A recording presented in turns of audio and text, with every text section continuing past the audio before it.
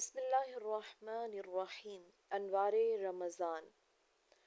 رمضان المبارک کے اعمال میں سے 14واں عمل کثرت سے دعا کا اہتمام کرنا ہے۔ رمضان المبارک میں اللہ تعالیٰ کی جانب سے رحمتوں اور برکتوں کا ظہور ہوتا ہے، اور اسی لیے اس مہینے میں بندوں کی طرف سے مانگی جانے والی دعائیں بکثرت قبول ہوتی ہیں، جیسا کہ احادیث طیبہ میں ذکر کیا گیا ہے، جن کی تفصیل ما قبل گزری۔ یہاں مختصراً ان کا خلاصہ ملاحظہ فرمائیں۔ ایک، روزے دار کی دعا کو رد نہیں کیا جاتا۔ مسند احمد 10,183۔ نمبر 2، روزہ دار، مسافر اور مظلوم کی بد دعا قبول ہوتی ہے۔ شعب الایمان 3323۔ نمبر 3، روزہ دار کا سونا عبادت اور اس کی خاموشی تسبیح ہے، اس کا عمل بڑھا دیا جاتا ہے، اس کی دعا قبول ہوتی ہے اور اس کا گناہ معاف کیا جاتا ہے۔ شعب الایمان 3652۔ 4، روزہ دار کی دعا افطار کے وقت رد نہیں ہوتی۔ ترمذی 3598، 2526۔ 5، مقرب فرشتے روزہ داروں کی دعا پر آمین کہتے ہیں۔ شعب الایمان 3445۔ 6، رمضان میں اللہ تعالیٰ سے سوال کرنے والا محروم نہیں رہتا۔ طبرانی اوسط 6170۔ یہی وجہ ہے کہ نبی کریم صلی اللہ علیہ وسلم نے رمضان المبارک میں خود بھی دعاؤں کا اہتمام کیا ہے اور اپنی امت کو بھی اس کی تاکید فرمائی ہے۔ حضرت عائشہ صدیقہ فرماتی ہیں، کان رسول اللہ صلی اللہ علیہ وسلم اذا دخل رمضان تغیر لونه وکثرت صلاته وابتہل فی الدعاء واشفق منہ۔ جب رمضان المبارک آتا تو نبی کریم صلی اللہ علیہ وسلم کا رنگ متغیر ہو جاتا، آپ کی نمازیں زیادہ ہو جاتی، آپ دعا میں گڑ گڑانے لگتے اور آپ پر خوف طاری ہو جاتا۔ شعب الایمان 3353۔ حضرت عبادہ بن صامت سے مروی ہے، ایک دفعہ نبی کریم صلی اللہ علیہ وسلم نے رمضان کے قریب ارشاد فرمایا، اتاکم رمضان شہر برکت یغشاکم اللہ فیہ فینزل الرحمت ویحط الخطایا ویستجیب فیہ الدعاء۔ رمضان کا مہینہ آ گیا ہے جو بڑی برکت والا ہے، اللہ تعالیٰ اس میں تمہاری طرف متوجہ ہوتے ہیں اور اپنی رحمت خاصہ نازل فرماتے ہیں، خطاؤں کو معاف کرتے ہیں، دعا کو قبول فرماتے ہیں۔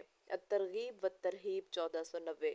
حضرت ابو سعید خدری نبی کریم صلی اللہ علیہ وسلم کا یہ ارشاد نقل فرماتے ہیں، ان لکل مسلم فی کل یوم ولیلۃ دعوۃ مستجابہ۔ رمضان المبارک میں ہر مسلمان کے لیے ہر شب و روز میں ایک دعا ضرور قبول ہوتی ہے۔ کشف الاسرار عن زوائد البزار 963۔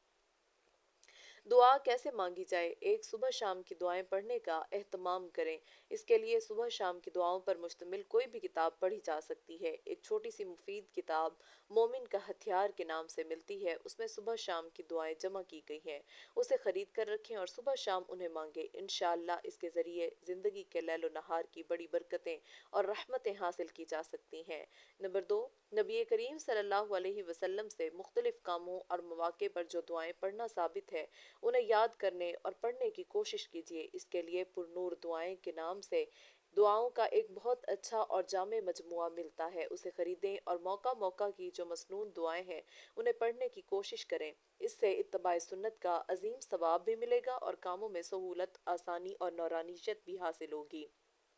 3، دن اور رات میں کوئی وقت مقرر کر کے اس میں 15-20 منٹ خوب اہتمام اور پابندی کے ساتھ دعا کریں اور گریہ و بکا اور آہ و زاری اگرچہ وہ مصنوعی ہی کیوں نہ ہو کے ساتھ دعا مانگے، انشاءاللہ تعالی اپنی آنکھوں سے اپنی زندگی کے سارے مسائل کو حل ہوتا ہوا دیکھیں گے۔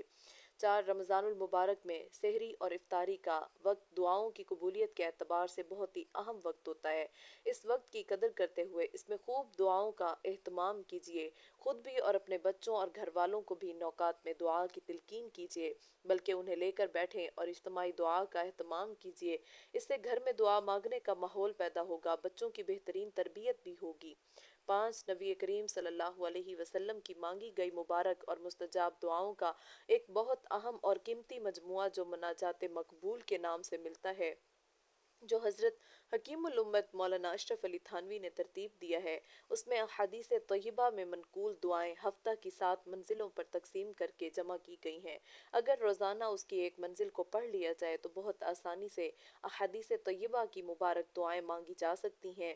اس لیے رمضان المبارک میں دعائیں مانگنے کے لیے بہت ہی بہتر طریقہ یہ ہے کہ مناجات مقبول خرید لیں اور روزانہ پابندی سے اس کی ایک منزل پڑھ لیا کریں۔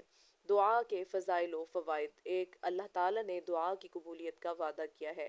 غافر 60 بقرہ 186 النمل 62۔ نمبر 2، اللہ تعالیٰ دعا کرنے والے کے ساتھ ہوتے ہیں۔ ترمذی 2388۔ 3، دعا اللہ تعالیٰ کے نزدیک سب سے زیادہ معزز چیز ہے۔ ترمذی 3370۔ 4، دعا عین عبادت بلکہ مغز کی حیثیت رکھتی ہے۔ ترمذی 3371 3372۔ 5، اللہ تعالیٰ اپنے سامنے ہاتھ پھیلانے اور دعا مانگنے والوں سے خوش اور نہ مانگنے والوں سے ناراض ہوتے ہیں۔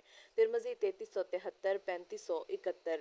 6، دعا کبھی نفع سے خالی نہیں ہوتی۔ ترمذی 3381۔ ابن ابی شیبہ 29172۔ 7، اللہ تعالیٰ سے دعا مانگنے والے کے لیے اللہ کی رحمت اور جنت کے دروازے کھل جاتے ہیں۔ ترمذی 3548۔ مستدرک حاکم 1833۔ 8، دعا نازل شدہ اور آئندہ نازل ہونے والی تمام مصیبتوں، آفتوں اور بلاؤں میں نافع اور مفید ثابت ہوتی ہے۔ مستدرک حاکم 1815۔ 9، دعا ہلاکت سے بچنے کا بہترین ذریعہ ہے۔ مستدرک حاکم 1818۔ 10، فتنوں کے دور میں دعا نجات کا بہترین ذریعہ ہے۔ ابن ابی شیبہ 29173۔ 11، اللہ تعالیٰ سے دعا کرنا مومن کے لیے شیاطین و مصائب سے بچنے کے لیے اسلحہ، دین کا ستون اور آسمان و زمین کا نور ہے۔ مستدرک حاکم 1812۔ 12، دعا کرنے والے کا ہاتھ خالی لوٹانے سے اللہ تعالیٰ کو حیا آتی ہے۔ ابو داؤد 1488۔ 13، دعا کرنے کی برکت سے انسان کو اپنے ظاہری و باطنی دشمن سے نجات اور رزق میں وسعت حاصل ہوتی ہے۔ مسند ابی یعلا موصلی 1812۔